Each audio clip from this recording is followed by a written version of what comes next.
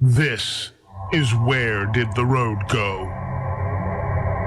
Our aim is to explore the fringe, to be true skeptics and question openly, to investigate the paranormal, bring light to the dark corners of history, and give a voice to the shunned of science. We deal in mystery and the important questions that these subjects bring to light. What is reality? Who are we? And why are we here? Join us on the web at wheredidtheroadgo.com for a full show archive, links to all our social media, upcoming schedule, and much, much more. Now, join your host Soraya on this week's edition of Where Did the Road Go? Yes, and welcome to the show. And I'm back this week again with Mr. Luke St. Clair. Hello, Luke. Glad to be here. And in a few seconds here, we're going to be talking to Wallace Thornhill about the electric universe. Before we get to that, I want to mention that I will be putting up as a midweek podcast my conversation with Laird Scranton and John Anthony West that I conducted last Tuesday. I was hoping to get the video up, but when I rendered the video, it is missynced for some reason. About an hour in. It's a 2-hour fascinating interview, but I'm going to get the audio up first so people can check it out, and then the video will be up on YouTube hopefully by next week. So that was, and Laird dropped some big bombshells near the end of that interview, and the interaction between the two of them is just fascinating. Plus, you get to see a little of John Anthony West's house. All right, so as I said, we're going to be talking here with Wallace Thornhill. Hello, Wallace. How are you doing? Hi, sir. I'm fine, thank you. And you are still in Australia, right? Yes, for the moment. And next, it's next month now. You have a conference in Arizona. That's correct. 25th to 29th of June. And it's at Phoenix. Okay. And that is the Electric Universe. This is the big conference you do every year, right? Yeah, the Thunderbolts Conference, which is based around the electric universe. Okay, and how many years have you been doing it? Let me think. I think this is the 4th year. Oh, is that it? Seems like you've been doing them longer than that.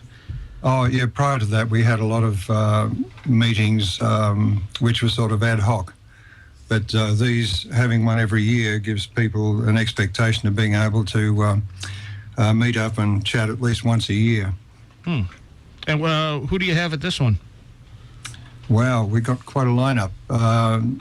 Apart from Don Scott, who's the professor of electrical engineering and has been working on the electric sun, electric sky. His book is called The Electric Sky.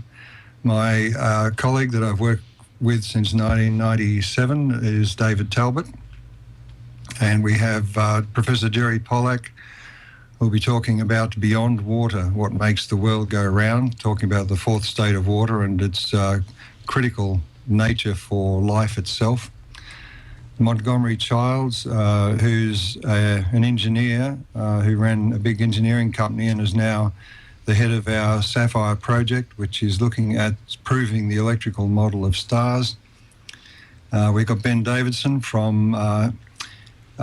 he runs the show Suspicious Observers on suspiciousobservers.org and looks at the electrical nature of earthquakes. Does the sun trigger large earthquakes? Dr. C.J. Ransom, who's a plasma physicist and who I've known for many years, will be looking at, called Close Encounters of the Star Kind is his first talk. And talking about the idea of uniformity being used to support the claim that mythology was only created in the minds of the writers. He'll be showing that that's not true. We've got Dr. Franklin Anariba, who'll be talking about the electrochemistry of comets, since comets are an electrical phenomenon. Michael Steinbacher, who's interested in plasma catastrophist geology, and that is the formations we see, particularly in the US Southwest. And he talks about them in electrical terms. Dr. Tom Wilson, who will be talking about the siren song of certainty. which shows the rather odd way that science or human beings behave anyway when doing science, and that is they're attracted to the kind of groupthink and the difficulty that we have these days because of the institutionalization of science in breaking free from that and actually introducing really new ideas. We've got a number of other people. Dr. Bruce Laybourne will be talking about climate change and the Earth as a stellar transformer. With Eduardo Cardona, who's written the definitive works on the earliest memories of mankind and the history of the solar system. Dr. A.P. David, talking about the metaphysics of Michael Faraday. And Ignacio Cisneros, who's a very good friend and who's doing amazing work in analysing images from space and looking at the filamentary structures which are indicative of electric currents in space. Ev Cochran, who's a colleague of Dave Talbot's and has been for decades, looking at planetary catastrophe in terms of ancient myths and modern science. We have another chap who I haven't met yet, talking about solar system formation.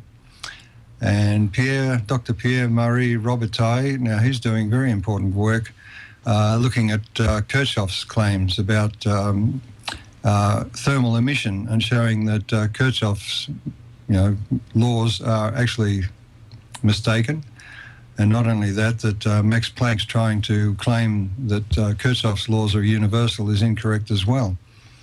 He's working with Stephen Crothers, another Australian, a good friend, who looks at general relativity and a case study in numerology and shows that the mathematics behind it is flawed. And anyone who's followed it since and claims to understand it, their mathematics also doesn't come up to scratch. We have Reverend Robert Straight, who's a PhD in in engineering, revisiting our understanding of classical physics and relativity, because this is obviously one of the big themes. We've got Dr. Gary Schwartz looking at extraordinary ideas and extraordinary evidence, and he's done amazing work at the University of Arizona. A couple of other people I haven't met before. Richard Moore's talking about the pulsating universe and planet Earth, looking at electrical the spiky nature of electrical current and its implication in terms of cataclysm and ice ages and climate. Wayne Byrne, I haven't met yet, talking about the structure of interplanetary discharges and the effect that has in cratering, and showing that impact craters can only have been made by lightning bolts. We've got another chap talking about plant electrotropism. And this gives you an idea of the broad range. Once you are looking at the underpinnings of science, and cosmology is supposed to be the queen of the sciences, the umbrella under which all of the others fit, once you start producing a new cosmology, then it has effects right across science and also culture, cultural activities. So we have artists involved at various times. Michael Armstrong's talking about the culture shock of planetary catastrophe, and then we have David Novak, who's our Master of Ceremonies and an amazing guy. His ability to weave together the disparate subjects and talks and speakers is quite something to behold. He's quite a performer on his own. So it's going to be a great show. It sounds like it. My God. That is one hell of a lineup. And how many days is it? Well, the 25th to the 29th, so it's 4 days. Wow. I think. Yeah, actually, the first evening, of course, is open to the public, I think. So anyone who wants to come and have a listen can get some ideas of what's happening over the following 4 days. Okay. And who puts this? I mean, I know you have a part in putting it together. Is it mostly David Talbot out there kind of putting the details into everything? We have a great team of volunteers now, and without them, this would not be possible. And in particular, we have somebody managing the conference, Susan Chirot, who's quite an amazing organizer. And we expect to be doing live streaming on the web this year for the first time. We have people involved in that activity who have shown themselves to be extremely professional. So we're looking forward to this first for the Thunderbolts conferences. Wow. Okay. And that, I'm sure people will be able to find more about that at thunderbolts.info? Exactly, yes. Okay, and that's where you can go for all the info on this conference, as well as you guys put so much stuff into that site. You have a video of the week that comes out. I mean, there's just so much information that's on a constant stream out of there from so many different people. It's utterly fascinating. Yeah, it's so easy because science is reporting surprises almost on a weekly basis, so we've always got more material. And a lot of these surprises aren't surprises to you. No, this is the encouraging aspect of the electric universe. We're open to new ideas all the time, but these surprises as they come in, we have a look to see how it fits with the big picture, as we call it. And we haven't had any difficulties at all fitting these surprises to the electric universe cosmology, which is, of course, how a replacement cosmology must operate. It must be able to explain things better than the old one. Right. And as an example of that, do you want to explain a little bit about Comet 67P and what they expected versus what you guys have been saying about comets all along? Yes, well, back in at the turn of the 18th, 19th century, scientists were talking quite openly then about the electrical possibilities of comets, but that all got squashed for some reason or other, and the history of these ideas is always very interesting to trace because you often find where we make the big mistakes. And the big mistake was made when it was decided that electricity played no role in cosmology. And that is a quite amazing thing to do because electrical power, we just can't do without it. Right. In modern science and technology and day-to-day living. And yet it doesn't play a role in cosmology. And yet the electrical force is so much more powerful than gravity. I mean, gravity is so weak that it's essentially zero compared to electricity and magnetism. And yet here's this almost zero force being given as the driving force in the universe. And this, of course, is why we end up with black holes and, these monstrous things that gobble everything up, because gravity is all they've got to work with. All they have. So anyway, getting back to comets. It was recognized early on that the features of a cometary display were similar to those seen in the old gas discharge tubes. You know, this glow that you can get in a low pressure gas. And of course, the solar system is an extremely low pressure gas. The flaring of comets is also an electrical phenomenon that you see on cathodes when they light up. And the jets also, cathode jets, is the kind of thing that they use in industry in spark machining.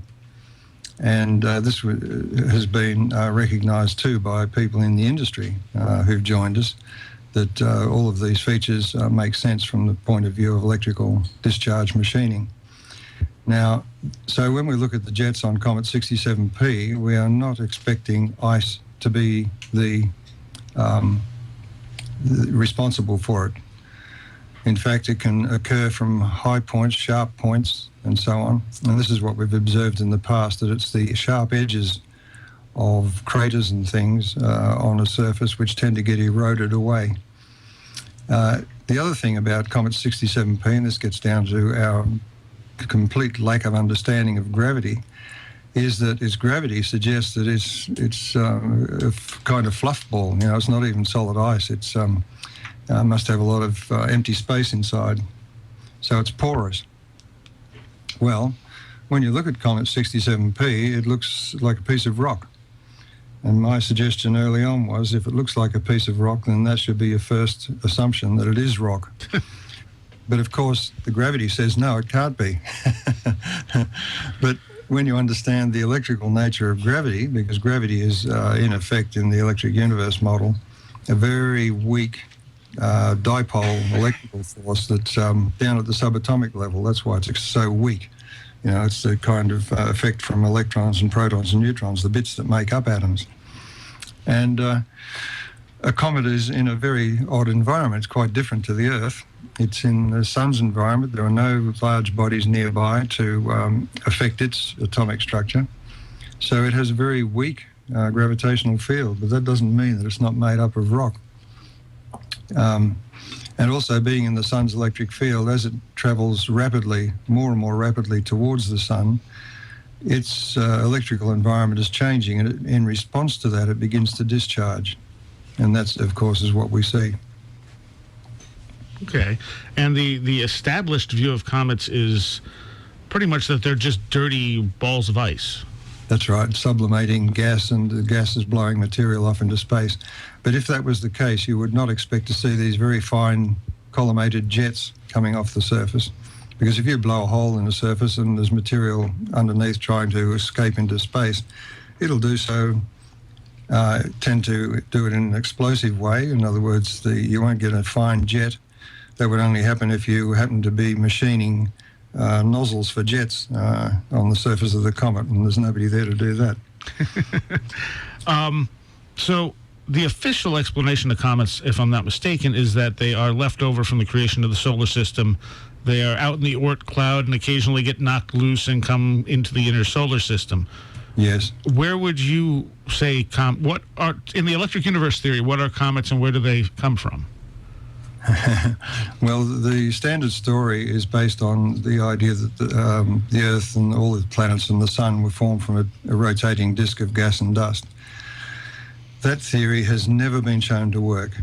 I was at a meeting of astrophysicists a year or so ago, and an expert on solar system formation admitted that you needed a different theory for every planet. And that's the clue. In the electric universe, stars and planets, the large ones, are built in effect in a cosmic lightning bolt in a molecular cloud. And this is exactly what the infrared telescopes like Herschel has observed. And the surprise expressed at the time was that the stars appeared to be like beads on a string, on a glowing string. Now, this doesn't fit accretion theory at all, but it does fit the plasma cosmology and electric universe model precisely. Now, under those conditions, you form planetary systems by bodies in that lightning bolt. After the lightning bolt fades, they then capture one another to form systems with multiple stars and with multiple planets. And the surprise expressed by those who have looked at, by now, more than 2,000 exoplanetary systems, is that none of them seem to make any sense according to the standard theory of how the solar system was formed. In fact, we look like the odd one out. Now, this is a sure indication that your theory is failing. But science doesn't operate on failing theories. What they do is they get more and more complicated answers and keep the same theory. Anyway, in the process of capture, bodies have to adjust electrically to their new environment. And in doing so, they often have to eject material, because one way of achieving electrical stability is to just get rid of a part of yourself, get rid of that charge, which is charged matter. And so comets and asteroids and all the debris floating around in the solar system are the remnants of previous capture events. And the solar system, because all of the gas giants are at a great distance from the sun, must have been captured. None of them have any relevance to the formation of the sun. They were captured later. That's why it's such a fruit salad of objects in this solar system.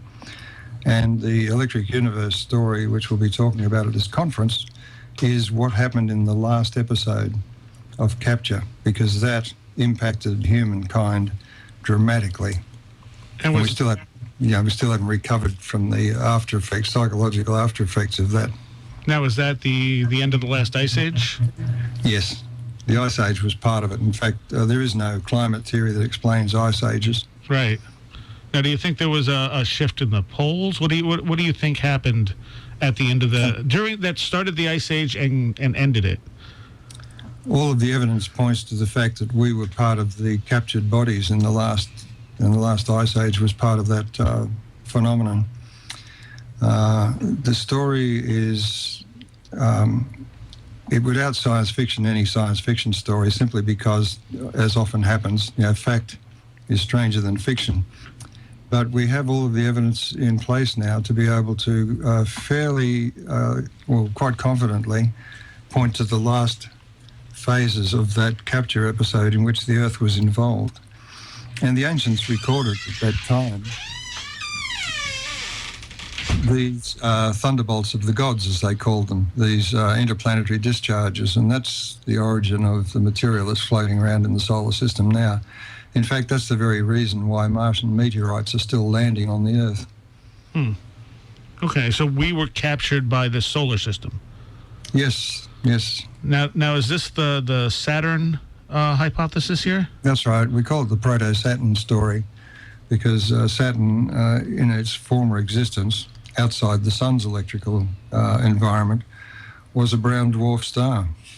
And it's fascinating that in recent years, astronomers have finally come to the conclusion that life would be well suited to begin around as a satellite of a brown dwarf. Okay, and when it got into the sun's environment, it lost some of that charge. Well, in the process of capture, Proto-Saturn would have been a phenomenal comet of its own. And the discharges involved in that one would have been quite amazing. And this is the kind of thing that's been recorded around the world in petroglyphs. And that was a critical moment in our development of this work, was the coming together of high-energy plasma physics and the mythological evidence of these interplanetary discharges. I made the initial connection with Dave Talbot back in 1996, 97. And that's when we realized that the convergence of the science that I was doing and the reconstruction of the mythological stories, the global mythological stories, was the thunderbolt. It was the electrical interaction. And of course, when that was established, it became obvious to me also that in Australia, our Aboriginal people here have legends of the Lightning Brothers, and their depictions show things which you'd expect from the high-energy plasma lab experiments to exist, but which they could not have known about. The very fact they describe these things is very strong forensic evidence in favour of the work that we're doing. Can you give us sort of an overview of what would have happened? Yes, provided you don't, disbelief doesn't cut in and you just listen. No, that's fine. Okay, we were a part of a brown dwarf stellar system, and Saturn, or proto-Saturn, which would have been a larger body than it is now, was our sun, if you like. Now, if you could imagine Saturn or Jupiter today, and if their magnetosphere was lit up, you would see something, for instance, with Jupiter, if its magnetosphere lit up when we were closest on the same side of the solar system as Jupiter, we would see Jupiter as big as the full moon. Now, that is the extent of its electrical environment. Now, a brown dwarf has a very large electrical environment, much larger than the central body. Just like the sun has, its electrical environment extends out 100 times the distance of the Earth from the sun to the heliosphere. Right. But in the case of brown dwarfs, this electrical environment is lit up as a glow discharge. So it glows red. So brown dwarfs, although they're small stars, actually their glow is much larger than the star itself. And if you can imagine, if you're on any of the moons of Jupiter or Saturn, you would be inside that red glow. And it's known that if you are inside a glowing shell, it doesn't matter where you are inside that shell, you will receive the same amount of energy on your surface, regardless of where you are, how you're moving, and so on. So the Earth at that time had a very benign environment for life, and there was no latitudinal difference. In other words, the poles were as warm as the equator. There was no night and day because the light was switched on all the time, if you like. We're inside the light. And so there's no such thing as night or day. It's interesting to try and speculate on how that must have been. But the light was remembered as dim, and it was purplish because you get both the red end of the spectrum and the blue and ultraviolet in those electrical systems. So it was the purple dawn of creation as it was remembered. Now, as Saturn came close to the Sun's electrical circuit, it began to suffer adjustment problems. And this is one of the things that's been noticed about brown dwarfs and has puzzled astronomers, is that they tend to flare. That's their only way of adjusting to their environment. So proto-Saturn flared up, and that was the sudden brightening, this let there be light, you know. Suddenly everything lit up brilliantly, and this glow tended to clear somewhat. And as we drew closer to the Sun, proto-Saturn itself, the actual physical body proto-Saturn, developed a shining crescent on one side. And because at this stage proto-Saturn was under this electrical theory of gravity, it tends to get accelerated towards the Sun, away from its satellites. So the satellites were strung out behind it, rather like the comet Shoemaker Levy 9, and we were sitting in the cometary tail of proto-Saturn. The plasma environment there was recorded by the ancients, and they saw these what's known as plasma instabilities, and there are about 80 of them, but they recorded most of them. The ones they tended not to record were the ones that were lethal. In other words, the plasma discharge itself was emitting X-rays of such intensity that anyone out in the open trying to chisel into the rock what they saw in the sky wouldn't have lasted very long. Right. Now, all of this became evident once we teamed up with the plasma physicists. So the proto-Saturn was captured by the solar system. In the process, of course, it would have had to encounter, have reasonably close encounters with some of the other bodies in the solar system, and the principal one would have been Jupiter. And it's possible that Jupiter was responsible for dislodging the Earth from this unstable arrangement of planets strung out in a line. It's interesting that Venus was observed as being born as part of this phenomenal discharge from proto-Saturn. And so Venus became the archetypal comet in all of these ancient stories. In the case of the Australian Aborigines, that was the rainbow serpent that sculpted the surface of the Earth. So these things are really, they sound like total fiction, but we have an enormous amount of evidence in favour of them. And what's more, the predictions and the expectations that come from this new cosmology are being met regularly with new discoveries. Now, how long ago would this have occurred? This is a difficult one, but the last ice age was part of the process. So you're looking around 12,000 years ago, something like that. But of course, the process of adjustment, although it was rapid because there was electrical exchanges involved in transferring energy, and that's part of the stabilization process. That's why the solar system looks like clockwork today.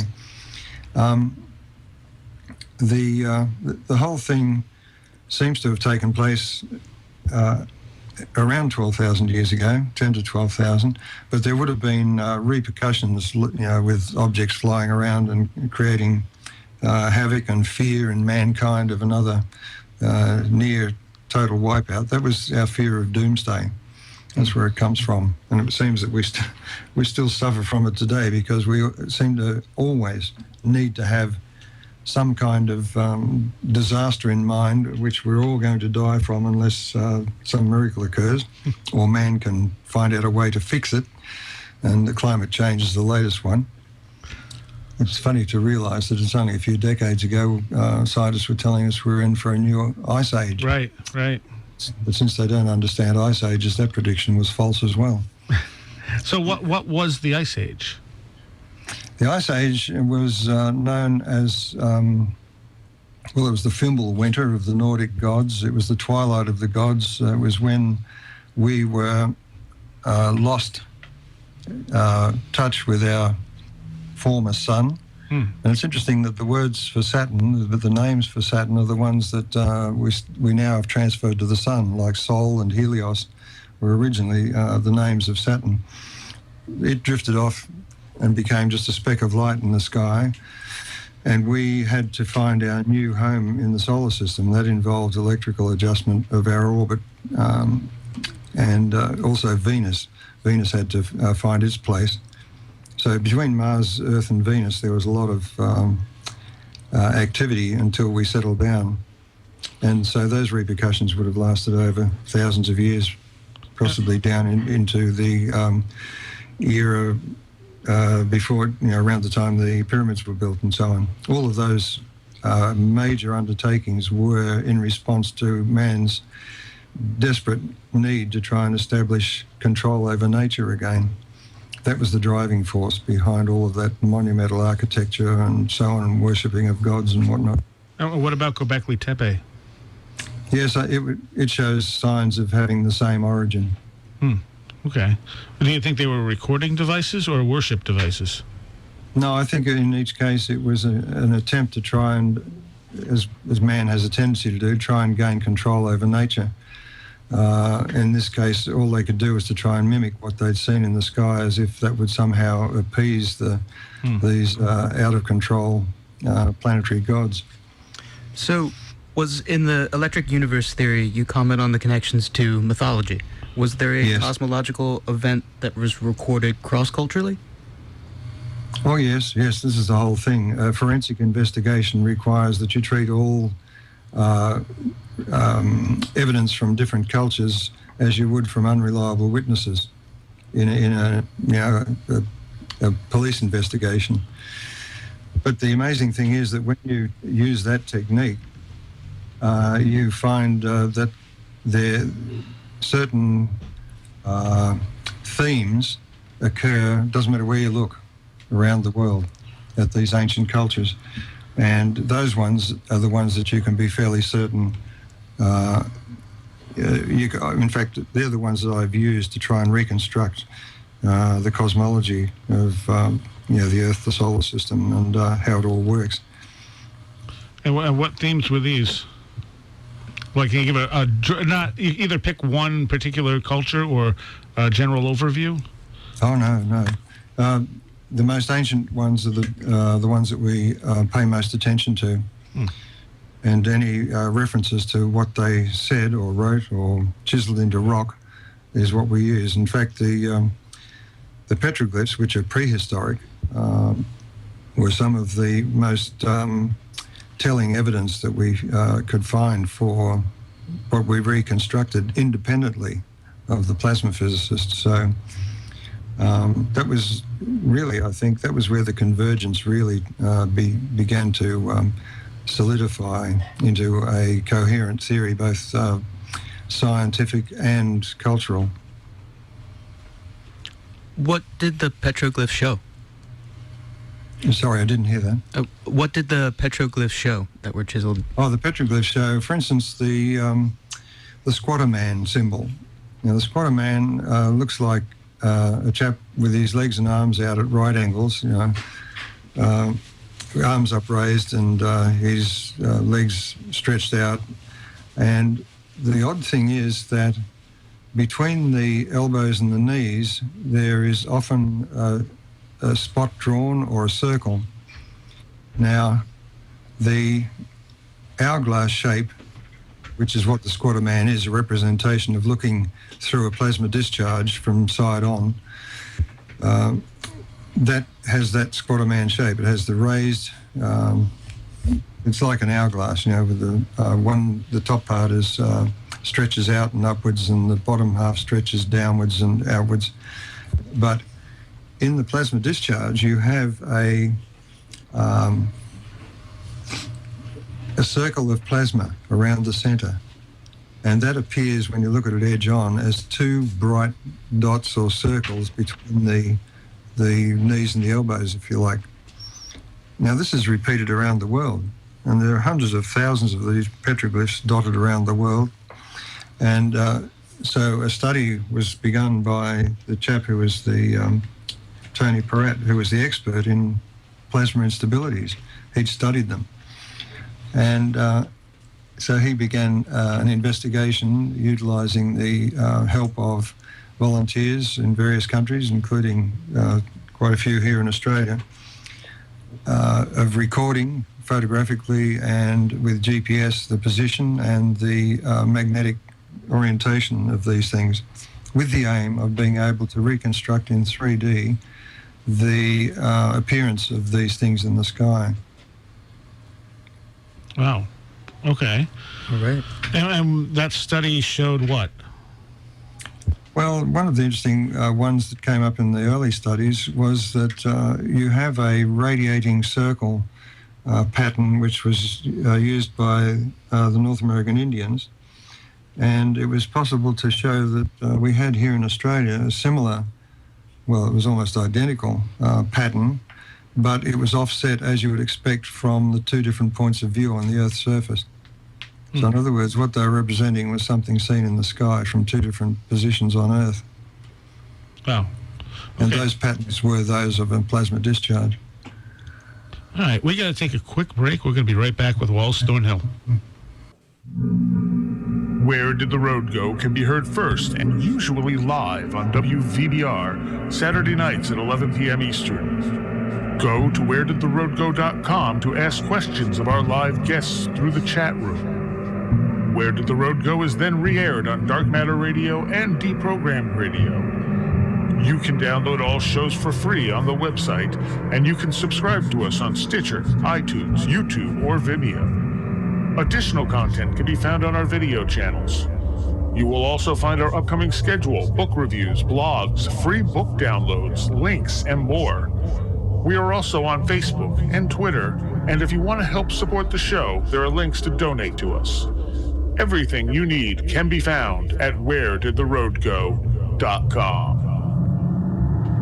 And tonight we've been talking with Wallace Thornhill about the electric universe theory, and you've just given us an overview of the concept of the destruction that happened at the end of the Ice Age and what and us being attached to Saturn and so on and so forth. This wasn't saying you came up with overnight. This was saying that slowly developed over a number of years. Oh, yes. Decades.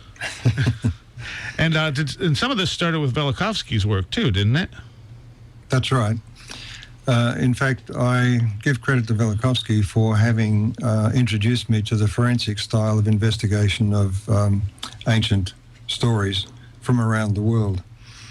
And his idea that Venus was a comet within the memory of mankind, and my great interest in astronomy as a student at high school really inspired me to read more. And it resulted in meeting up with him, actually, just a few months before he died in 1979. I was working for the Australian government in Washington, D.C., and I called his home, and he graciously agreed to meet with me and my family. And so I drove up there in 1979. I think it was in April. And I think he died in November of that year. But my question for him at the time was, if Venus was a comet in man's memory, then it's quite obvious we don't understand celestial dynamics because you wouldn't end up with the clockwork solar system you see today. Right. And I said to him the biggest problem that he faced with having his ideas looked at seriously by scientists was that it appeared to disobey Newton's laws, Newton's law of gravity and so on. And so I said to him, what is it we don't understand about gravity? And he climbed the stairs to his library and came back with a slim volume that he'd written back in the 30s, I think it was published in the 40s, called Cosmos Without Gravitation. And he said it was a preliminary work and he didn't want it widely distributed, but he gave it to me, and in there was the idea that gravity had something to do with normal matter and the separation of charge within normal matter. Now, this happens as a regular, this is the reason we exist, is that atoms distort when they come close to one another and they form these molecular bonds. And quite a lot of them, most of them, are these distorted atom-type electrical bonds. And so he said it was something along those lines, and there were a lot of ideas that put forward which interested me. But that meant that I had, if you like, a prepared mind, because 2 years later, I think it was, in the Scientific American in 1981, I think it was January, there was a tiny advertisement for the Journal of Classical Physics, and the chap responsible for it was Ralph Sansbury, an independent researcher from New York State.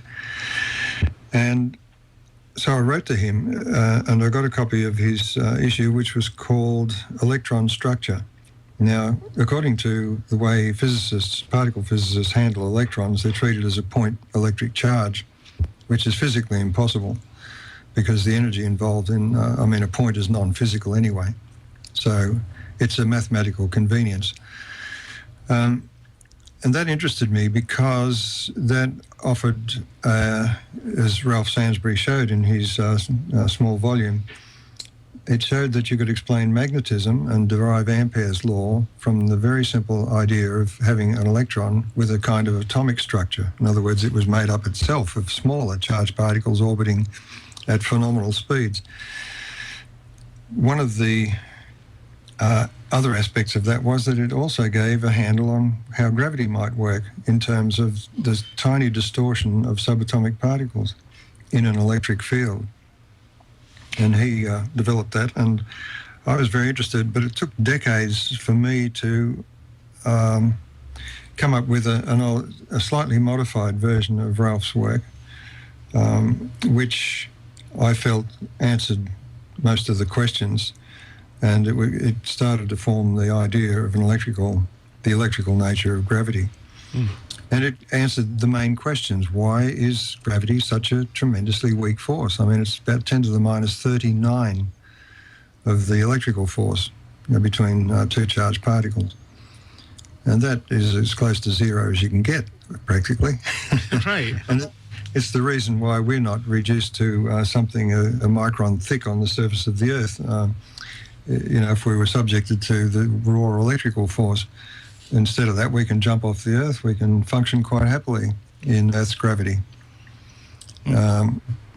So the development of all of these ideas came initially from Velikovsky's work, and because it involved trying to reconstruct what the ancients were desperately trying to tell us with their stories, and the people like the Australian Aborigines with their oral traditions seem to have remembered details for thousands of years. They felt it was extremely important to hand this information down to subsequent generations. The problem for us is that none of the things they were talking about make any sense to us, simply because we've never experienced anything like it. Right. And hopefully we won't. Now, go ahead. When we were removed from this environment around Saturn, how come we didn't end up like Mars? Well, we could very well have, but Mars, interestingly enough, the ancients described exactly its situation.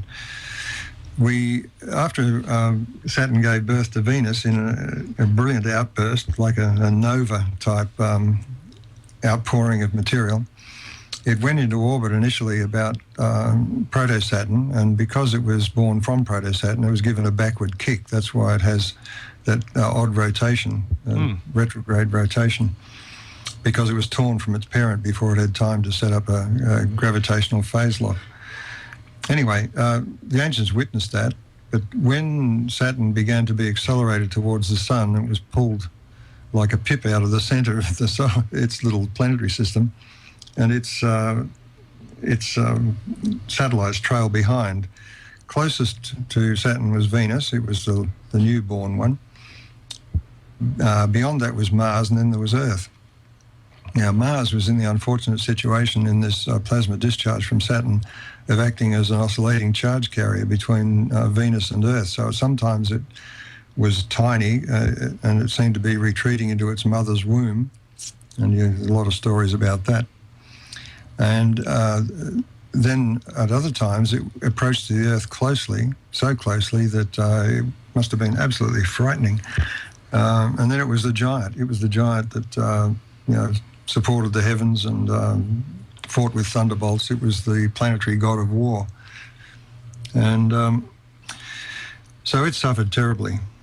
And the evidence for that is written all over its surface now. It has kilometres of material ripped off its northern hemisphere, and it has a cratered southern hemisphere, and it's the kind of difference you would expect from the electrical model of discharging, acting as a cathode in one discharge in one hemisphere and an anode in the other, is exactly what will give you the effects we see. The giant gash across the face of Mars, which stretched for a third of the way around the planet, Valles Marineris, was observed by the ancients and recorded.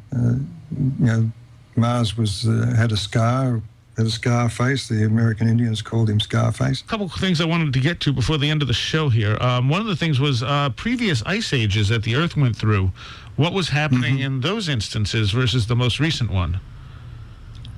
Well, one of the questions is, how did we survive if we came in from outside the solar system and then were stripped off from proto-Saturn? Yeah. Maybe somewhere between Mars and Jupiter's orbit. Where we find the asteroids is likely where a lot of activity occurred, because the asteroids are debris from that kind of event. And so one of the things is that in the process of orbital capture, the electrical model shows that it's transfer of electrical energy which is involved in stabilizing the orbit.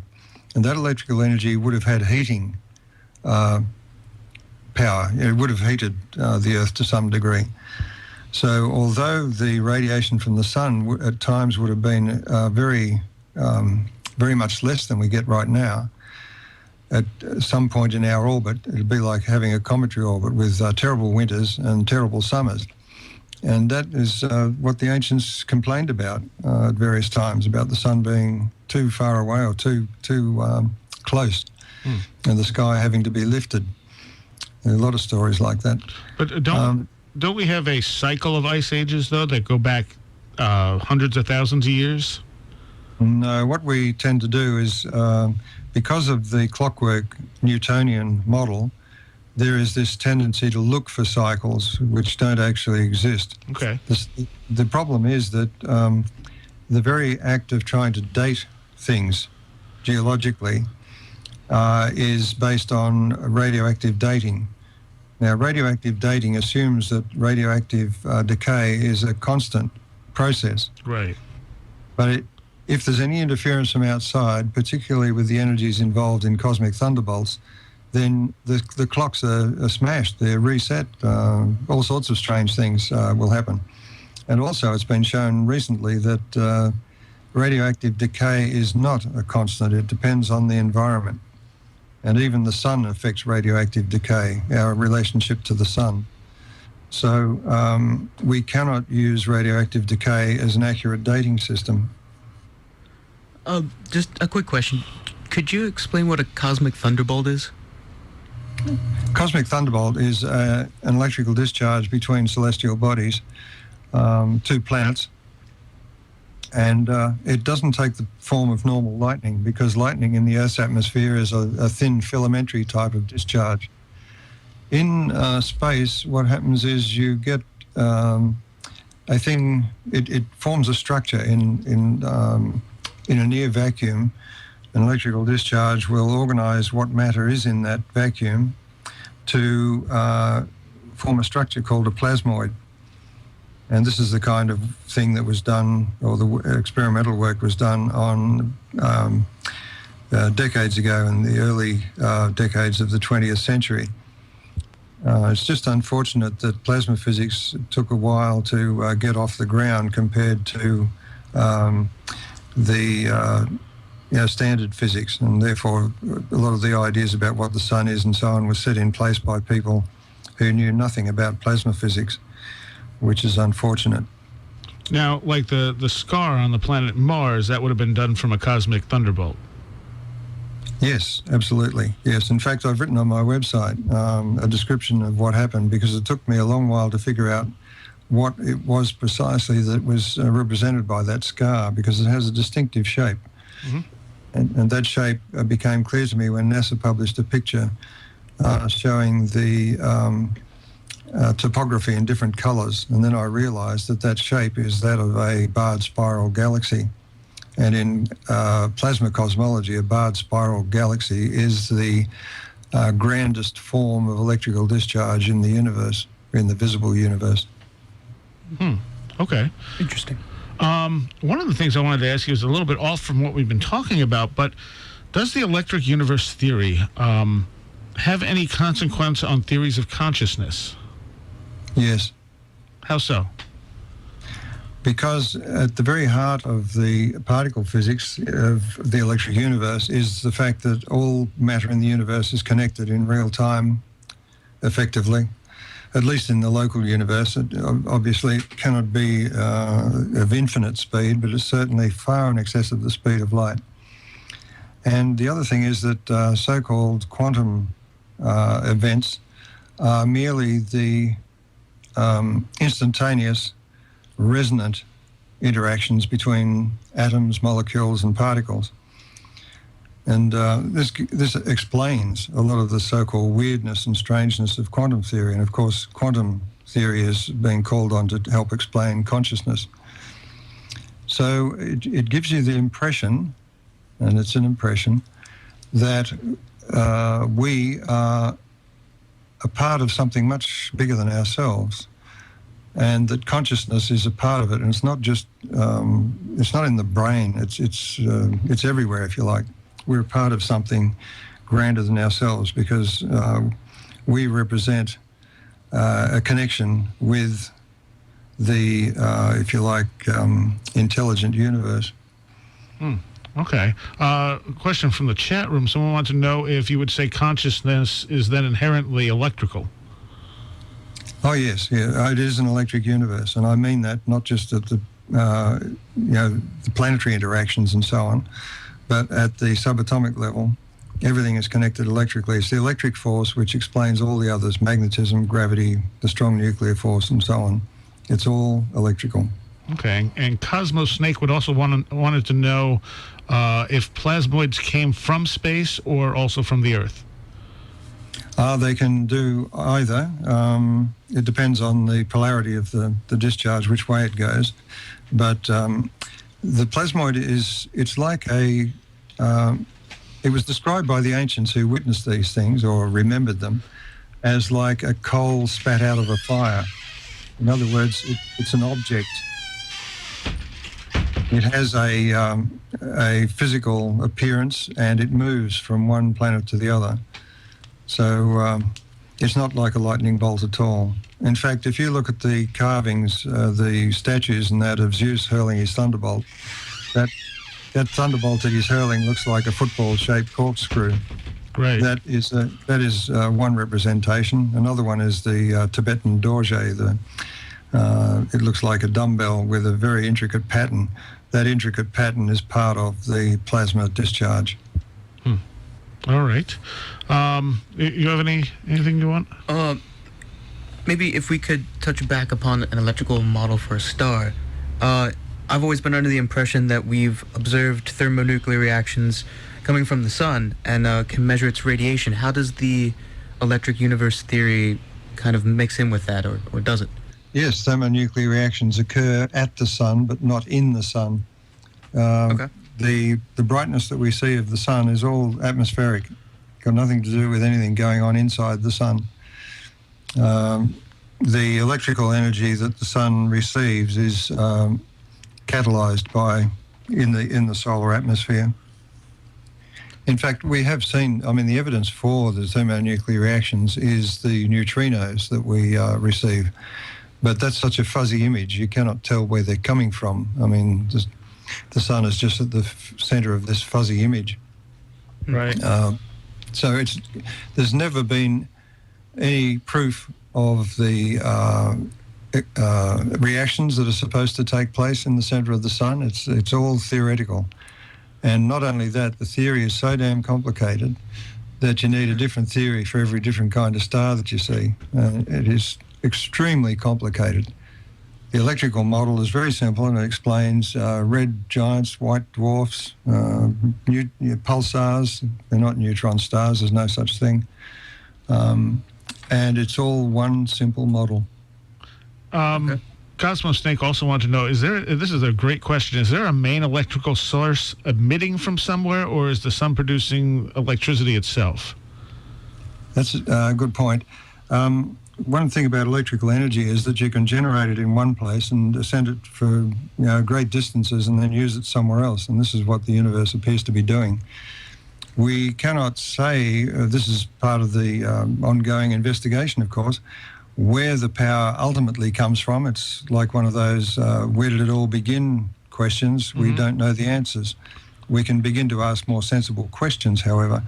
What happens is that clouds of plasma, ionized material in the universe, when it's moving relative to other clouds of ionized material, will generate electric currents in each other. So that can be part of the answer, but it's not the full answer, because when we look at galaxies themselves, the galaxies are strung along intergalactic power lines. We can actually detect the power lines by their radio emissions and so on, and also the orientation of galaxies, which is not explained by Big Bang cosmology. Now, it's almost like a string of Christmas lights. That's right, yes. They're strung along power lines, just the same as the stars are in spiral galaxies. They're strung along the spiral arm power lines. All right, and I would think that different suns and different, like the red dwarf or a brown dwarf versus a red giant, is difference in how much power they're getting? Yes, it's the difference between the central object's electrical potential and the plasma environment it happens to find itself in. And a red giant is a star that expands its anode, if you like. This is how it works anyway. It expands its anode to to collect enough electrons to satisfy the discharge. And in doing so, it appears an extraordinary size. But that size can vary quite rapidly and unexpectedly, and it's not explained by the standard model of red giants. They also tend to have very strong winds. Now, these are a cool star. Where do they get the strong wind from? Well, the strong wind, when you expand the anode glow, it accelerates particles, and those accelerated particles create that strong wind from red giants. And when you come to white dwarfs, a white dwarf is a star like the sun, but it doesn't have a bright photosphere. It doesn't require a photosphere to modulate its discharge, so it just has a corona. And that faint white glow that we see during a total eclipse is what a white dwarf is. It radiates strongly in X-rays rather than in visible light, and this is what we observe with white dwarfs. And what about supernovas? Supernovas are an electrical explosion. When you break a circuit on a high voltage power line, and you can see videos of these on YouTube, say a 500,000 volt, 500,000 volt intercontinental power line, you get this enormous release of energy and this great spark that arcs for meters up into the air. That's what happens to a star if it breaks the circuit. And you can do that in plasma physics with what's called a double layer. And a double layer can actually pinch the current off if it gets to a certain density. And it seems that a supernova is one where the electrical discharge causes an imbalance in the electrical stress inside the body so that it actually spews its insides out. And this is exactly what's been observed and has puzzled supernova experts because they said it seems to turn itself inside out. And that's not explained by the explosion model. When you're looking at all this stuff, when you're looking into deep space, are you seeing a direction from which all these electrical charges are traveling? There's the radio astronomers that are important here because the radio astronomers can track the magnetic fields generated by those electric currents. And one of the speakers at the conference this year, Ignacio Cisneros, is actually he's doing what they call the blink, where you superimpose two images and then just blink from one to the other. And he's finding changes in dust clouds. These electric currents tend to aggregate dust along their length, so you can sometimes pick them up as dusty filaments. And he's doing that and showing them changing rapidly over a short period of time, which is not expected gravitationally. Oh, all right. Well, we're just about out of time. Your site is holoscience.com. That's right. The main Thunderbolts site is thunderbolts.info, and the EU 2015 Paths of Discovery is in Phoenix from the 25th to the 29th of June with a list of speakers you went over at the beginning that is just amazing.